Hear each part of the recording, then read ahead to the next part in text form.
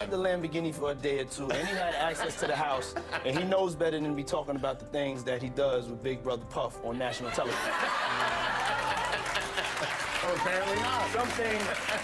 Everything ain't for everybody. The fashion world has been rocked by a bombshell revelation. Former Abercrombie Fitch CEO Mike Jeff and his partner, Matthew Smith, have been arrested on federal charges for operating a shocking underground exploitation ring. The case bears striking similarities to the allegations against Diddy, sparking speculation about whether Diddy might have provided authorities with a list of powerful names to save himself. While initially dismissed as rumor, these high-profile arrests have made the possibility harder to ignore. Jeff, once one of the fashion industry's most influential executives, is accused alongside Smith and alleged recruiter James Jacobson of running a calculated operation to exploit young male models. Federal authorities claim the trio used manipulation, fraud, and coercion to lure unsuspecting victims with the promise of life-changing modeling opportunities.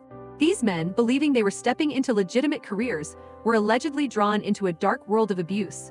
Sources indicate Jeff hosted these disturbing gatherings at his New York mansion and in luxury hotels worldwide. Much like Diddy's infamous freak-off parties, these events reportedly involved exploitative, substance-fueled scenarios. According to U.S.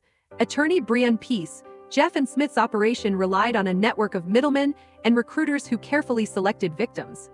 Jeff allegedly used his position of power as a fashion mogul to entice and trap aspiring models, exploiting their ambition to satisfy his and Smith's twisted desires. The case gained traction following a groundbreaking BBC investigation last year, which exposed allegations of widespread abuse by Jeff and Smith. Initially, authorities struggled to gather sufficient evidence to press charges. However, an insider tip provided the breakthrough needed to advance the case. Rumors suggest that the tip may have come from Diddy himself, raising questions about whether the arrests of Jeff and Smith are just the beginning of a broader crackdown. Peace described Jeff's actions as a calculated abuse of power, leveraging his influence to dominate and exploit young men under the guise of professional opportunity. The case underscores a disturbing pattern of privilege and predation within elite industries, drawing chilling parallels between the fashion and entertainment worlds. As investigations continue, the scope of this operation and the potential involvement of other high-profile figures remains to be seen. These revelations paint a grim picture of the exploitation lurking beneath the surface of fame and fortune. Using his power, his wealth, and his influence to traffic men for his own sexual pleasure and that of his romantic partner, Matthew Smith. According to the report, Jeffrey and Smith enlisted James Jacobson to serve as a chief recruiter and intermediary. Jacobson's role allegedly extended far beyond simple recruitment. He is reported to have conducted private tryouts with young, ambitious male models from around the world. These tryouts allegedly tested the models' willingness to participate in explicit acts in exchange for cash or career opportunities. Once Jeffrey and Smith approved these individuals, the models were flown to exclusive New York residences or luxury hotels worldwide under the guise of professional engagements. Jeffries and Smith employed James Jacobson to act as a recruiter to find men. Jacobson engaged in, quote, tryouts with men across the world where he would typically pay them to engage in sex acts with him. Following the tryouts with Jacobson, Smith would often then personally approve whether the men who were selected would meet Jeffries and Smith. The defendants would fly the selected men to Jeffries and Smith's homes in the Hamptons of New York City or to hotels around the world in such places as England, France, Italy, Morocco, and St. Bart's for the purpose of attending events to engage in commercial sex. Many of these men reportedly had no idea what awaited them. Most were unaware of the true nature of what would be demanded from them. They were allegedly lured with promises of lucrative modeling opportunities with Abercrombie Fitch potential career-defining breaks. However, upon arrival, they were confronted with a starkly different reality. Faced with no real option to walk away, staffers allegedly pressured the models into signing strict non-disclosure agreements. These documents, designed to appear standard, later became tools of coercion, ensuring their silence long after the encounters ended. The NDAs were wielded as instruments of control and intimidation, keeping the victims trapped in fear of legal or professional retaliation.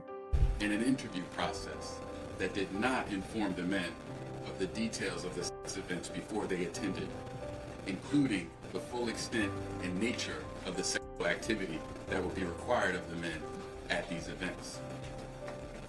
They caused the men to believe that attending these sex events could yield modeling opportunities with Abercrombie or otherwise benefit their careers. The ongoing investigation into Diddy, the enablers surrounding him, and the entertainment industry's darkest corners continues to unravel shocking details. The allegations of aspiring models being coerced into consuming spiked alcohol, Viagra, and muscle relaxants reveal a chilling abuse of power. This disturbing narrative aligns with court documents suggesting similar tactics were allegedly used by Diddy on young artists striving for success in the music industry. The connections being drawn between Diddy and the so-called freak-off parties reportedly organized for Jeff and Smith have ignited widespread speculation.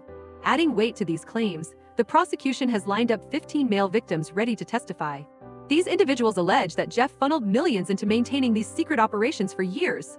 Investigators believe that the scale of Jeff's covert network suggests there may be countless other victims yet to come forward. While Diddy remains behind bars without bail, Mike Jeff secured his freedom with a $10 million bond. The similarities between these cases are striking. Diddy is accused of exploiting young artists, while Jeff allegedly preyed on aspiring models. Both face civil and criminal charges. The cases, however, might have stayed buried if not for investigative journalism. The BBC's work brought chilling testimonies to light, including that of David Bradbury, a former model whose revelations became pivotal to the case. Bradbury detailed how intermediaries demanded compliance in exchange for meetings with powerful figures. His encounter led to Jeff's mansion in the Hamptons, a location Bradbury described as steeped in dark memories. His account encouraged other victims to step forward, some alleging even more horrifying details, such as being injected with liquid Viagra. These revelations are shedding light on the murky depths of the fashion and entertainment industries, where powerful figures allegedly exploit desperate young talents. The chilling charges against Diddy, Mike Jeff, and even parallels to Jeffrey Epstein expose a broader issue of predation in pop culture and high society. For years, whispers of underground abuse networks in Hollywood were dismissed as conspiracy theories. Yet, as more victims come forward, these narratives are becoming impossible to ignore. What's your take on these unsettling revelations? Do you think Diddy handed over evidence to implicate Jeff? Share your thoughts in the comments below.